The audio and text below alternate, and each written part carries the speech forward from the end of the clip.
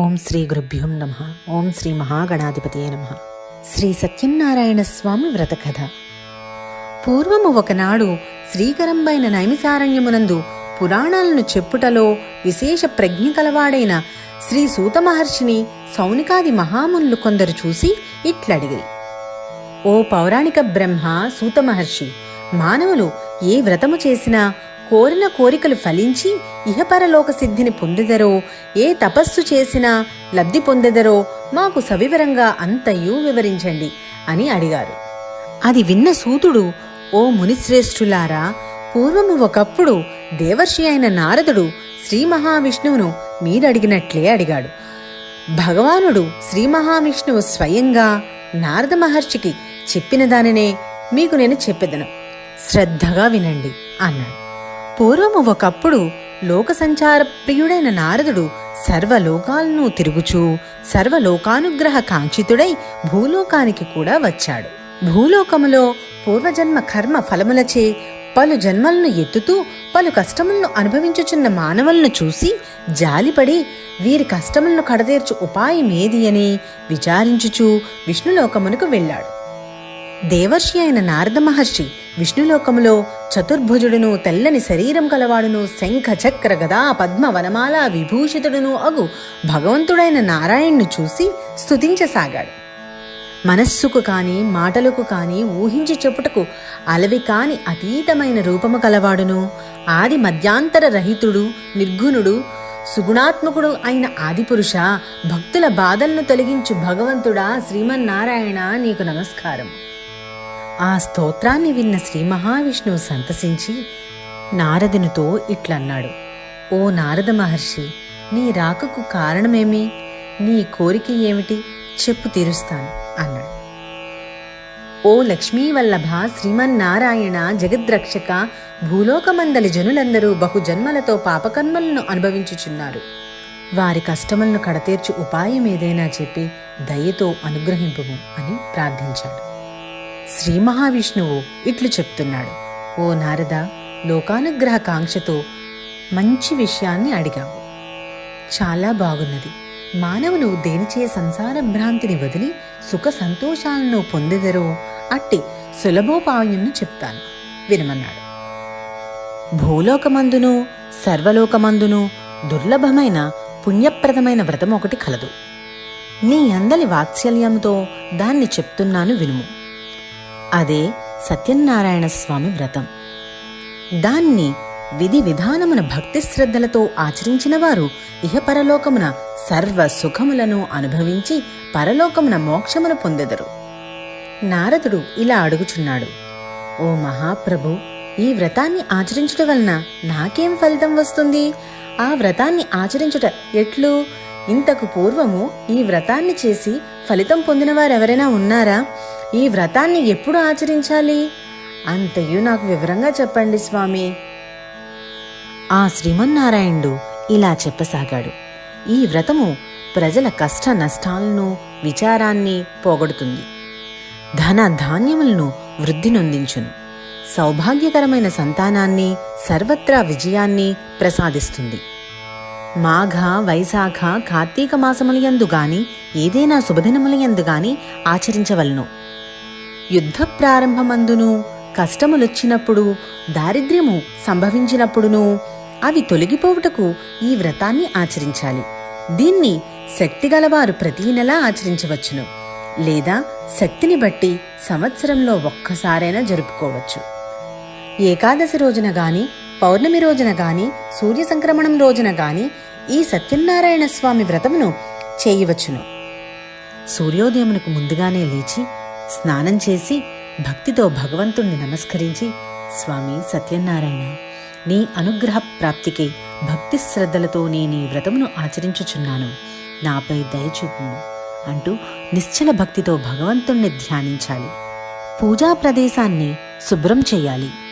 మట్టి ఇళ్లు కలవారు గోమయంతో అలికి చక్కని ముగ్గులు పెట్టాలి. వరిపిండితో సహా 5 రంగుల పొడులతో అందమైన శుభకరమైన ముగ్గులు పెట్టి ఆ ముగ్గులపై అంచులున్న కొత్త వస్త్రమును పరచాలి. ఆ బట్టపై బియ్యము పోసి మధ్యలో శక్తిని బట్టి వెండి కాని రాగి కాని ఇత్తడితో గాని చేసిన కలశాన్ని ఉంచాలి.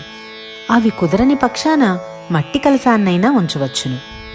శక్తి ఉండి లోభత్వమును చూపరాదు. శక్తి కొలది సకలము ఆచరించాలి. కలశముపై మరలా కొత్త వస్త్రాన్ని పరచాలి. ఆ నూతన వస్త్రంపై సత్యనారాయణ స్వామి ప్రతిమను ఉంచి పూజించాలి. ఆ ప్రతిమను పంచామృతాలతో శుద్ధి చేసి మండపంలో ఉంచవలను. ప్రథమంగా విఘ్నేశ్వరుణ్ణి, తర్వాత లక్ష్మీదేవిని, విష్ణుమూర్తిని, శివపార్వతుల్ని, ఆదిత్యాది నవగ్రహాలను, ఇంద్రాది అష్టదిక్పాలకులను, ఆదిదేవతలను, ప్రత్యతి దేవతలను పూజించాలి. ఓం ప్రథమంగా మొదట కలశమున్న వరుణదేవుణ్ణి ఆవాహన చేసి విడిగా పూజించాలి. పిమ్మట విఘ్నేశ్వరుడు మున్నగు 5 దేవతలను కలశంకు ఉత్తర దిశయందు మంత్రములతో ఉదక సమాప్తిగా ఆవాహన చేసి పూజించాలి. సూర్యాది గ్రహములను, దిక్పాలకులను ఆయా స్థానములందు ఆవాహన చేసి పూజించాలి. అటు పిమ్మట సత్యనారాయణ స్వామి కలశమందు ప్రతిష్ఠించి పూజించాలి. అన్ని వర్ణాల వారు ఈ పూజను చెయ్యవచ్చును. భక్తి శ్రద్ధలతో ఏ రోజునైనా ఈ వ్రతమును చేసుకోవచ్చును. గోధుమ నూక, ఆవు పాలు, ఆవు నెయ్యి, బెల్లంతో ప్రసాదాన్ని చేసి స్వామికి నివేదించాలి. ఇట్లు స్వామికి నివేదించి నైవేద్యమును అందరకు పంచి ఆరగించి బ్రాహ్మణులను శక్తి కొలది దక్షిణ తాంబూలాలతో సత్కరించి దీవెనలు అందుకుని బ్రాహ్మణులతో సహా అందరూ షడ్రసోపేత భోజమును ఆరగించాలి. కలియుగంలో భూలోకమందు మానవులు తమ కామితార్థములను తీర్చుకొనుటకు సులభమైన మార్గం ఇదియే. మానవులు తమ కోర్కెలను తీర్చుకొనుటకు ఇంతకంటే సులభమైన వ్రతం మార్గం ఇంకొకటి లేదు అని ఆ శ్రీమన్నారాయణుడు నారదునికి ఉపదేశించాడు అని సూత మహర్షి సౌనకాది మహామునులకు విన్నవించాడు. 2వ అధ్యాయం. ఓ మునులారా, పూర్వము ఈ వ్రతము ఆచరించిన వారిని గురించి చెప్పెదను వినండి. పూర్వము కాశీనగరంలో కటిక దరిద్రుడైన ఒక నిరుపేద బ్రాహ్మణుడు ఉండేవాడు. అతడు దరిద్ర బాధలను అనుభవిస్తూ అన్న వస్త్రములు లేక నిత్యము ఆకలి దప్పికలతో అలమటిస్తూ ఉండేవాడు. పడరాని పాట్లు పడుతూ తిరుగుచుండేవాడు. బ్రాహ్మణ ప్రియుడగు భగవంతుడు బాధపడుతున్న బ్రాహ్మణ్ణి చూసి దయతలిచి వృద్ధ బ్రాహ్మణ రూపంను ధరించి అతని ఎదుట నిలిచి, ఓ ఈ విప్రోత్తమ, నీవెందుకు దుఃఖిస్తూ తిరుగుతున్నావో నీ వృత్తాంతమంతయు చెప్పమన్నాడు. అంతటా ఆ బ్రాహ్మణుడు, ఓ మహాత్మా, నేనొక విప్రుడను.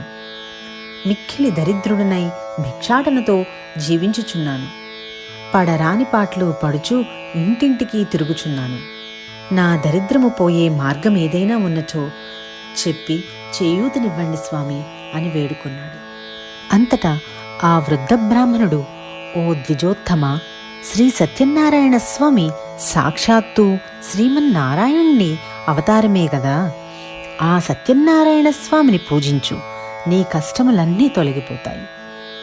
సత్యనారాయణ స్వామి వ్రతమును ఆచరించుము అని చెప్పి వ్రత విధానమును విన్నవించి ఆ వృద్ధ బ్రాహ్మణుడు ఆ చోట నుంచి అదృశ్యమయ్యాడు. అది విన్న బ్రాహ్మణుడు సంతోషించి ఆ వృద్ధ బ్రాహ్మణుడు చెప్పిన సత్యనారాయణ స్వామి వ్రతమును రేపు చేసుకుంటాను అనుకుని సంకల్పించుకుని దాన్నే తలుచుకుంటూ పడుకున్నాడు. కాని నిద్ర కూడా సరిగ్గా పట్టలేదు. కాని ఎలాగో పొద్దున్నే లేచి ఈరోజు తప్పకుండా సత్యనారాయణ స్వామి వ్రతమును చేసుకోవాలి అనుకుని యథావిధిగా భిక్షాటనకు బయలుదేరాడు. స్వామి దయ వల్ల ఆ రోజు ఆ బ్రాహ్మణుడకు చాలా ద్రవ్యం లభించింది. దానితో అతడు బ్రాహ్మణులను, బంధువులను పిలిచి సత్యనారాయణ స్వామి వ్రతమును భక్తి శ్రద్ధలతో ఆచరించాడు. ఆ వ్రత మహిమ వల్ల ఆ బ్రాహ్మణుడు దారిద్ర్య విముక్తుడై సర్వ దుఃఖములను తొలగించుకున్నవాడై సకల సంపదలతో విలసిల్లినాడు. అది మొదలు ఆ బ్రాహ్మణుడు ప్రతీ నెల తప్పకుండా సత్యనారాయణ స్వామి వ్రతమును భక్తి శ్రద్ధలతో ఆచరించసాగాడు. ఆ విధంగా ప్రతీ నెల సత్యనారాయణ స్వామి వ్రతం చేయటం వల్ల ఆ బ్రాహ్మణుడు మహా ఐశ్వర్యవంతుడై సర్వ పాపముల నుండి విముక్తి పొందినవాడై మరణాంతరము కూడా మోక్షమును పొందినాడు. భూలోకమందు ఎవరైనా ఆ బ్రాహ్మణుడు చేసినట్టు సత్యనారాయణ స్వామి వ్రతమును చేసినచో వారి సర్వ దుఃఖములు తొలగి సర్వ సంతోషాలతో ఉండగలరు. ఓ మునులారా, ఈ విధంగా ఆ శ్రీమన్నారాయణుడు నారద మహర్షికి చెప్పిన వ్రతమును నేను మీకు వివరించాను అని సూత మహర్షి చెప్పాడు. అంతటా ఆ ఋషులు మరలా సూత మహర్షిని ఇలా అడిగారు: ఓ మహర్షి, ఆ బ్రాహ్మణుని వలన విన్నవారు ఎవరైనా ఈ వ్రతమును ఆచరించారా? చెప్పండి, మాకు వినాలని ఉంది అని అడిగారు. సూత మహర్షి ఈ విధంగా సమాధానమిచ్చారు: మునులారా, ఆ బ్రాహ్మణుడు ఒకనాడు తన శక్తి కొలది బ్రాహ్మణులను బంధువులను పిలుచుకుని వ్రతము చేయనారంభించెను. అంతలో ఒక కట్టెలమ్ముకునేవాడు అక్కడికి వచ్చి కట్టెల మోపును బయట దింపుకుని లోపలికి వచ్చి వ్రతమును చూడసాగాడు. అతడు మిక్కిలి దప్పిక గలవాడై బ్రాహ్మణుడు చేయుచున్న వ్రతమును అంతయు ఓపికగా చూసి దేవునికి బ్రాహ్మణులకి నమస్కారం చేసి, ఓ బ్రాహ్మణోత్తమ, మీరిప్పుడు చేసిన పూజ పేరేమిటి? దానివలన కలిగే ఫలితమేమిటి? వివరంగా చెప్పమని అర్థించాడు. విప్రుడిట్లు చెప్పెను: నాయనా, ఇది సత్యనారాయణ స్వామి వ్రతము. ఈ వ్రతము చేసినచో సర్వ కార్యసిద్ధి కలుగును, కోరిన కోరికలు ఫలించును, సకల ఐశ్వర్యమును పొందుదురు. ఆ బ్రాహ్మణుడు చెప్పిన దాన్ని శ్రద్ధగా విన్న ఆ కట్టెలమ్ముకునేవాడు మిగుల సంతోషించి తన దాహం తీర్చుకుని స్వామివారి ప్రసాదమును స్వీకరించి తన ఊరికి వెళ్ళెను. అతడు సత్యనారాయణ స్వామిని మనస్సులో ధ్యానించుకుని వ్రతం చేస్తాను అని సంకల్పించుకున్నవాడై ఈ కట్టెల మోపును అమ్మగా వచ్చిన ధనముతో సత్యనారాయణ స్వామి వ్రతము చేయుదనని తలిచాడు. అతడు ఆ మర్నాడు కట్టెలు అమ్ముటకు నగరములో ధనవంతులున్న ఇళ్లవైపు పోయెను. స్వామి అనుగ్రహంచే అతనికి ఆనాడు రెట్టింపు లాభం వచ్చింది. దానికి అతడు మిక్కిలి సంతోషించి అరటిపళ్ళు, పంచదార, ఆవు నెయ్యి, ఆవుపాలు, సేరుంపావు గోధున్నూక, పూజా సామాగ్రి అంతటినీ తీసుకుని ఇంటికి వెళ్ళాడు. అతడు బంధువులందర్నీ పిలిచి విధి విధానమున సత్యనారాయణ స్వామి వ్రతమును చేశాడు. ఆ వ్రత మహిమచేత అతడు ధన ధాన్యములతోనూ పుత్ర పౌత్రాదులతోనూ సర్వ సంపత్కరుడై సకల సౌఖ్యములను అనుభవించి అంత్యకాలమున సత్యలోకమునకు ఏగాడు. 3వ అధ్యాయం. సూతుడు మరలా ఇలా చెప్పుచున్నాడు: ఓ మునులారా, మీకు మరొక కథను చెప్పెదను వినండి. పూర్వం ఉల్కాముఖుడనే రాజు ఉండేవాడు. అతడు ఇంద్రియములను జయించినవాడై సత్యవంతుడై ప్రతిదినము దేవాలయమునకు వెళ్లి అచట బ్రాహ్మణులకు ధనమును ఇచ్చి వారిని సంతృప్తిపరిచి దైవదర్శనం చేసుకునేవాడు. అతని భార్య చాలా సౌందర్యవతి, సుగుణవతి. ఆ రోజొకనాడు ధర్మపత్ని సమేతుడై భద్రశీలా నదీ తీరమున సత్యనారాయణ స్వామి వ్రతం చేయసాగాడు. ఇంతలో సాధువు అనే ఒక వర్తకుడు అపారమైన ధనరాశులతోనూ వస్తువులతోనూ తన నావను తీరమున పెట్టి వ్రతము చేస్తున్న రాజు దగ్గరికి వచ్చి వినయంతో ఇట్లా అడిగాడు: ఓ రాజా, భక్తి శ్రద్ధలతో మీరు చేస్తున్న ఈ వ్రతమేమిటి? దయచేసి నాకు వివరించండి, తెలుసుకోవాలి అని ఉన్నది అని అడిగాడు. అంతటా ఆ రాజు: ఓ సాధు, పుత్ర సంతాన ప్రాప్తికై మేము ఈ సత్యనారాయణ స్వామి వ్రతమును చేయుచున్నాము అని చెప్పాడు. మహారాజు చెప్పిన మాటలు విన్న సాధువు: ఓ రాజా, నాకు కూడా సంతానం లేదు. ఈ సత్యనారాయణ స్వామి వ్రతమును చేసినచో సంతానం కలుగుచున్నచో నేను కూడా ఈ వ్రతమును ఆచరించదును అని అన్నాడు. తర్వాత సాధువు తన వ్యాపారమును ముగించుకుని ఇంటికి వచ్చి భార్య అయిన లీలావతితో సత్యనారాయణ స్వామి వ్రతమును గురించి వివరించాడు. సంతానము కలిగినచో తప్పకుండా ఈ వ్రతమును ఆచరించదుము అని అన్నాడు. కొంతకాలమునకు లీలావతి గర్భవతి అయి పండంటి బాలికను ప్రసవించింది. ఆ బాలిక శుక్లపక్ష చంద్రుని వలె దినదిన ప్రవర్ధమానమవుతుంది. తల్లిదండ్రులు ఆమెకు కళావతి అని పేరు పెట్టారు. అప్పుడు లీలావతి భర్తతో: నాథా, మనకు సంతానం కలిగినచో సత్యనారాయణ స్వామి వ్రతమును చేసెదము అని అంటిరి కదా, కనుక వ్రతమును చేద్దాం అంది. దానికి ఆ వర్తకుడు: లీలావతి, మన అమ్మాయి వివాహ సమయంలో ఆ వ్రతాన్ని మనం తప్పకుండా చేద్దాం అని చెప్పి వ్యాపారం పనిమీద నగరానికి వెళ్ళాడు. కళావతి యుక్త వయస్సుకు చేరుకుంది. సాధువు వరుణ్ణి వెతుకుటకు దూతని పంపాడు. దూత కాంచన నగరానికి వెళ్ళి అక్కడ ఒక చక్కని యోగ్యుడైన వర్తకుని కుమారుణ్ణి చూసి వెంట పెట్టుకుని వచ్చాడు. సాధువు తన కుమార్తెను ఆ బాలకునికి ఇచ్చి విధి విధానమున పెండ్లి చేశాడు. పుత్రిక వివాహ ఆనందంలో పడిన ఆ సాధువు పెళ్లి వేడుకల్లో పడి సత్యనారాయణ స్వామి వ్రతమును గురించి మరిచాడు. అందుకు స్వామికి ఆగ్రహం వచ్చింది. తర్వాత కొంతకాలానికి వ్యాపార దక్షత గల సాధువు వ్యాపార నిమిత్తమై తన అల్లునితో సహా బయలుదేరి సముద్ర తీరమున ఉన్న రత్నసానుపురమనే నగరానికి బయలుదేరాడు. ఆ పురమును చంద్రకేతుడనే మహారాజు పరిపాలించేవాడు.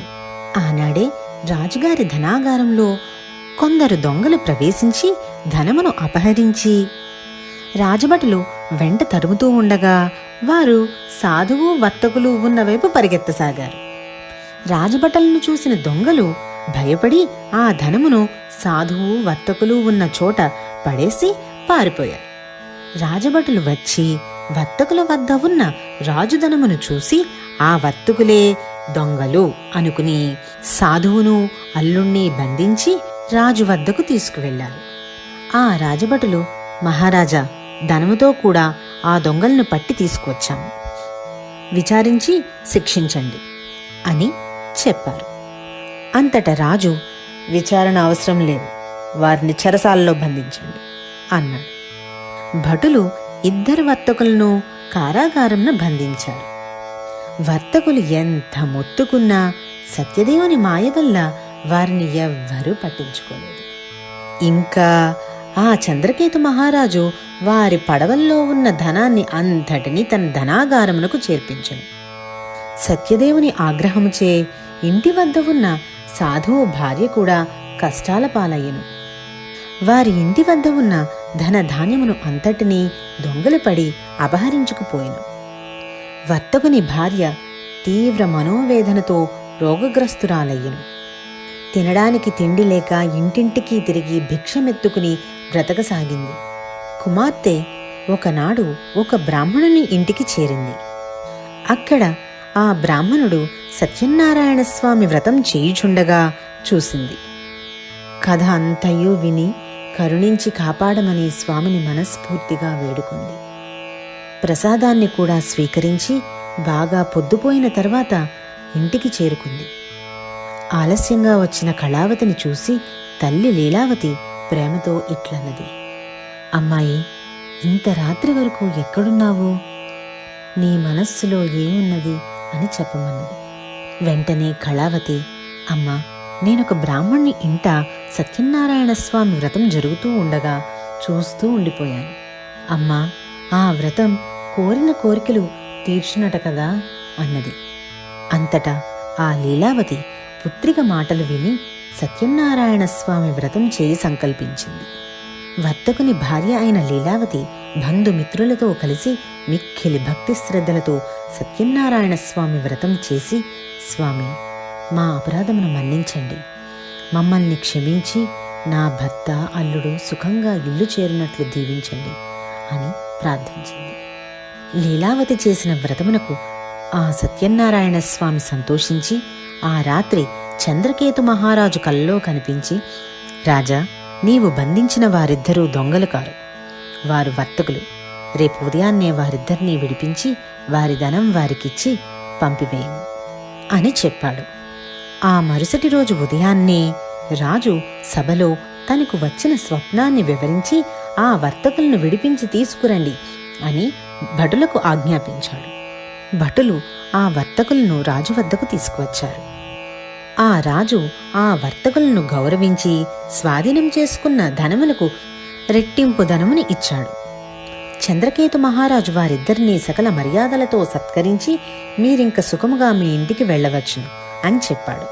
వర్తకులు పరమానంద భరితులై రాజును అనేక విధాల కొనియాడి సెలవు తీసుకుని తమ నివాసమునకు వెళ్ళవి. చతుర్థోధ్యాయం. సూత మహర్షి ఇలా చెప్తున్నాడు. ఆ తర్వాత వైశ్యులిద్దరూ దానధర్మాలు చేసి తీర్థయాత్రలు చేసి వారి నగరానికి బయలుదేరారు.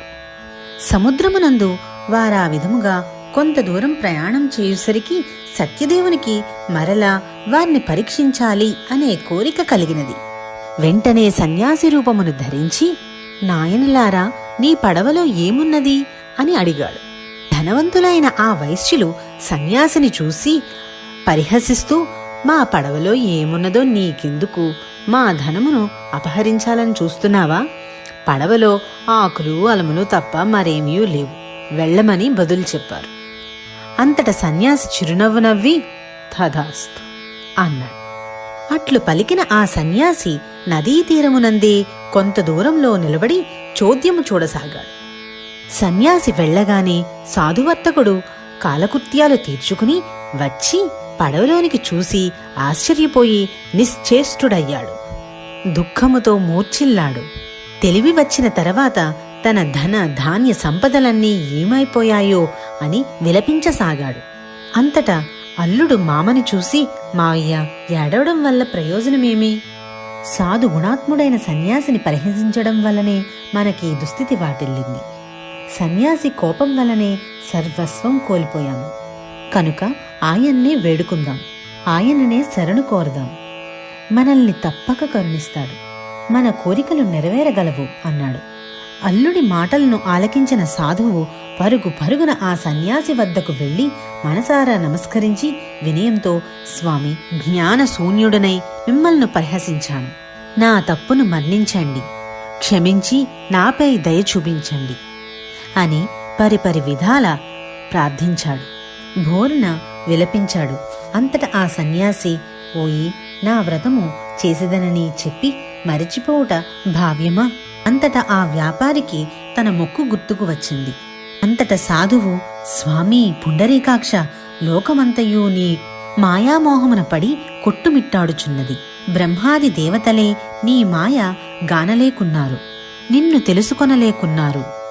మానవమాత్రుడని నేనెంతటివాడను తండ్రి, నా అపరాధమును మన్నింపుము. ఇక మీదట నిన్నెప్పుడూ మరువక పూజించెదను. శరణు అన్న వారిని రక్షించే కరుణాసముద్రుడవు అని పరిపరి విధాలుగా ప్రార్థించాడు. వారి యొక్క ప్రార్థనను మన్నించి స్వామి తన కోర్కెను తీర్చి అంతర్ధానమయ్యెను. అటు పిమ్మట సాధువు తన నావ వద్దకు వచ్చి చూడగా అది అంతయు ధనరాశులతో నిండియుండటను గమనించి సంతోషించి, ఆ సత్యదేవుని దయవల్లే తన కోరిక తీరినది అని అనుకుని తన పరివారంతో సహా సత్యనారాయణ స్వామి పూజను చేసి స్వగృహమునకు ప్రయాణము సాగించెను. వ్యాపారి తమ రాకను తెలుపుటకై ఒక దూతను ఇంటికి పంపెను. ఆ దూత నగరానికి వెళ్లి లీలావతితో, అమ్మా, నమస్కారము, మన అయ్యగారు అల్లుడుగారు వచ్చారు, ఇప్పుడే పడవ వచ్చింది అని వార్తను చెప్పాడు. అంతట లీలావతి దూత మాటలు విని సంబరపడి, అమ్మాయి కళావతి, సత్యనారాయణ స్వామి వ్రతం త్వరగా ముగించిరా అమ్మా, నేను నావ వద్దకు వెళుచున్నాను. నీ తండ్రిని నీ భర్తను చూడ్డానికి త్వరగా రా అమ్మా అని చెప్పింది. తల్లి మాటలు విన్న కళావతి హడావిడిగా వ్రతమును ముగించి ప్రసాదాన్ని భుజించకుండా మరిచిపోయి పరుగు పరుగున తన పతిని చూడ్డానికి వెళ్ళింది. ప్రసాదాన్ని ఆరగించనందుకు సత్యదేవునికి కోపం వచ్చి ధనమును సంరక్షిస్తున్న అల్లుడితో సహా పడవ నీటిలో మునిగిపోయేటట్లు చేశాడు. అది చూసి ఒడ్డునున్నవారు హాహాకారాలు చేశారు. లీలావతి, కళావతి మిక్కిలి దుఃఖించసాగారు. హఠాత్తుగా పడవ మునిగిపోవుటను చూసిన తల్లి నెత్తి నోరు బాదుకుంటూ విలపిస్తూ భర్తతో ఇట్లన్నది, యావండి, అల్లుడు అంత హఠాత్తుగా పడవతో సహా ఎలా మునిగిపోయాడు? ఇదంతా దేవుని మాయ కాక మరేమిటి అంటూ దుఃఖపడసాగింది. కళావతి భర్త మునిగిపోయినందుకు పడి పడి ఏడ్వసాగింది. తన భర్త కళ్ల ఎదుటే మునిగిపోవటను చూసిన కళావతి తన పాదుకలను తీసుకుని వాటితో సహా సహగమనము చేయడానికి సిద్ధపడింది. సాధువు ఇదంతయు చూసి మిగుల దుఃఖించుచూ ఆలోచించి, ఇదంతా స్వామి మహిమే అయుంటుంది అని ఊహించి, తికొలది స్వామిని పూజించెదను అని అనుకుని అందరితో పాటు స్వామిని వేడుకొనసాగాడు. అంతటా స్వామి సాధువును కరుణించి అదృశ్య రూపంలో ఉండి అతనితో, ఓయి, నీ కుమార్తె భర్తను చూడాలనే తొందరలో నా ప్రసాదమును ఆరగించుట మరచినది. ఆమె మరలా ఇంటికి వెళ్లి ప్రసాదమును భుజించి వచ్చినచో అంతయు శుభమే జరుగును అని చెప్పాడు. ఆకాశవాణి పలుకులు విన్న కళావతి వెంటనే ఇంటికి వెళ్ళి ప్రసాదాన్ని పుచ్చుకుని తప్పును మన్నించమని వేడుకుని తిరిగి సముద్ర తీరమునకు వచ్చెను. ఆశ్చర్యంగా తన భర్త నావతో సహా నీటిపై తేలియాడియుండట చూసి సంతోషపడింది. అందరూ ఆనందించారు. అంతట కళావతి తండ్రితో, తండ్రి, ఇక ఆలస్యమెందులకు, ఇంటికి పోవదము రమ్ము అనెను. అంతటా వ్యాపారి అక్కడే అందరితో కలిసి సత్యనారాయణ స్వామి వ్రతము చేసుకుని ఇంటికి వెళ్ళాడు. అటు పిమ్మట ఆ వైశ్యుడు తన జీవితకాలం అంతయు ప్రతి పౌర్ణమి తిథియందు రవి సంక్రమణ సమయమునందు సత్యనారాయణ స్వామి వ్రతము చేస్తూ సర్వ సౌఖ్యమును అనుభవించి అంత్యమున అమరలోకానికి ఎగినాడు. పంచమోధ్యాయం. సూత మహర్షి ఇలా చెప్తున్నాడు: ఓ మునిశ్రేష్ఠులారా, మీకు మరొక కథను విన్నవించెదను, శ్రద్ధగా వినండి. పూర్వము తుంగధ్వజుడనే రాజు మిగుల ధర్మ పరాయణుడై ప్రజలను కన్నబిడ్డల వలె చూచుకుంటూ రాజ్యపాలన చేస్తున్నాడు. ఆ మహారాజు ఒకరోజు వేటకై అడవికి వెళ్లి తిరిగి వచ్చుచూ మార్గమధ్యంలో విశ్రాంతి తీసుకుంటూ ఒక మారేడు చెట్టు కింద కొంతమంది గొల్లలు తమ బంధుమిత్రులతో సహా శ్రీ సత్యనారాయణ స్వామి వ్రతము చేసుకుంటూ ఉండగా చూసి స్వామికి నమస్కారమైనను చెయ్యక నిర్లక్ష్యము చేశాడు. వ్రతము పూర్తయిన తర్వాత గోపాలురు ప్రసాదాన్ని రాజుగారికి ఇచ్చి స్వీకరించమన్నారు. గోపాలురందరూ ప్రసాదాన్ని తిన్నారు.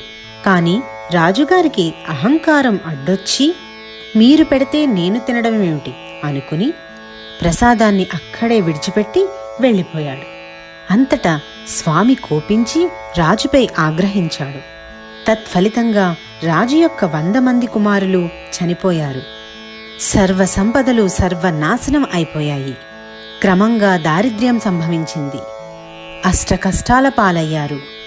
ఇదంతయూ చూచిన రాజు ఆలోచించి, ఆహా, నాడు గొల్లలు ఇచ్చిన స్వామివారి ప్రసాదాన్ని నేను తినటం ఏమిటి అని తిరస్కరించినందువల్లనే స్వామి నాపై ఆగ్రహమును చెంది నాకిట్లు శాస్తి గావించాడు అని అనుకుని గొల్లల చెంతకు వెళ్లి నియమనిష్టలతో భక్తి శ్రద్ధలతో సత్యదేవుని వ్రతాన్ని ఆచరించాడు. అంతటా స్వామి దయతలచి మరలా ధన ధాన్యాది సంపదలను 100 మంది పుత్రులను రాజ్య సుఖములను ఇచ్చి అనుగ్రహించాడు. రాజు సర్వ సుఖములను అనుభవించుచు క్రమం తప్పక స్వామివారి వ్రతమును చేస్తూ అంత్యకాలమున సత్యలోకమునకు ఏగాడు. మహోన్నతమైన ఈ వ్రతరాజమును భక్తి శ్రద్ధలతో చేసినవారును, వ్రతమును చూసినవారును, కథను విన్నవారును శ్రీ సత్యనారాయణ స్వామి అనుగ్రహమునకు పాత్రులయ్యెదరు. ఆయన కృపచే ధన ధాన్య సంపత్తులను, పుత్ర పౌత్రాది సంతతిని పొందగలరు. ఇహపర లోకాల్లో సర్వ సౌఖ్యములను అనుభవించుచు మోక్షమును పొందెదరు. ఈ వ్రతమును భక్తితో చేసినచో దరిద్రులు ధనవంతులు కాగలరు, బంధ విముక్తి పొందగలరు, భయము తొలగును. అట్టి భక్తులు నిశ్చయంగా సకలాభీష్టి సిద్ధి పొంది అంత్యమున స్వర్గలోకమునకు ఏగెదరు. కావున ఓ మునులారా, మానవులను సర్వ దుఃఖముల నుండి విముక్తి చేయు మహిమగల శ్రీ సత్యనారాయణ స్వామి వ్రత విధానమును, దాని ఫలితములను ఆచరించి ముక్తి పొందిన వారి కథలను విన్నవించారు. కలియుగంలో శ్రీ సత్యనారాయణ స్వామి వ్రతమును మించినది లేదు. ఇది ప్రత్యక్ష ఫలప్రదమైనది. ఈ కలియుగమున సత్యనారాయణ స్వామిని కొందరు సత్యదేవుడని, సత్యనారాయణుడని, సర్వేశ్వరుడని పిలుచుకుంటారు. ఎవ్వరు ఏ పేరుతో పిలిచినా కోర్కెలు తీర్చే స్వామి శ్రీ సత్యనారాయణ స్వామియే. మహోన్నతమైన ఈ వ్రతరాజమును భక్తి శ్రద్ధలతో చేసినవారును, వ్రతమును చూసినవారును, కథను విన్నవారును సత్యనారాయణ స్వామి అనుగ్రహమునకు పాత్రులయ్యెదరు. ఆయన కృపచే ధన ధాన్య సంపత్తులను, పుత్ర పౌత్రాది సంతతిని పొందగలరు. ఇహపర లోకాల్లో సర్వ సౌఖ్యములను అనుభవించుచు మోక్షమును పొందగలరు. ఈ వ్రతమును భక్తితో చేసినచో దరిద్రులు ధనవంతులు కాగలరు, బంధ విముక్తిని పొందగలరు, భయము తొలగును. అట్టి భక్తులు నిశ్చయంగా సకలాభీష్ట సిద్ధి నొంది అంత్యమున స్వర్గలోకమునకు ఎగెదరు. కావున ఓ మునులారా, మానవులను సర్వ దుఃఖముల నుండి విముక్తి చేయు మహిమగల శ్రీ సత్యనారాయణ స్వామి వ్రత విధానమును దాని ఫలితములను ఆచరించి ముక్తి నొందిన వారి కథలను విన్నవించాను. విశేషించి కలియుగంలో శ్రీ సత్యనారాయణ స్వామి వ్రతమును మించినది లేదు. ఇది ప్రత్యక్ష ఫలప్రదమైనది. ఈ కలియుగమున సత్యనారాయణ స్వామిని కొందరు సత్యదేవుడని, సత్యనారాయణుడని, సర్వేశ్వరుడని పిలుచుకుంటారు. ఎవ్వరు ఏ పేరుతో పిలిచినా కోర్కెలను తీర్చే స్వామి శ్రీ సత్యనారాయణ స్వామియే.